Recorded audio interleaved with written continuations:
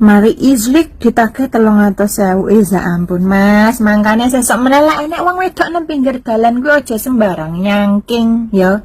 Pastikan ada duit di dompetmu. Beh jan lagi modal bocah-bocah beh keinginane elit tapi dompetnya sulit belit. Ojo ngono mas ya, saiki 2020 mas ya, gombale nggae duit.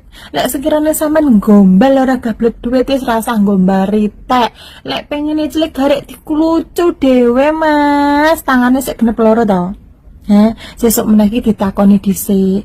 Lek bocah gelem dijak ning hotel kuwi ya ditakoni dhisik sekirane sak jame pira Mbak Yu bayare bejan. 2020 lah kok gue arep ngicilik gratis. Beh kuwi lek ora perkara mbok gombali, aku cinta kamu dek, pokoknya aku mau tanggung jawab, aku mau menjadikan kau sebagai istrimu. Kuwi ra bakal mas gelem dikendu gratis kuwi kadang ya sik nukokne skincare cok bejan.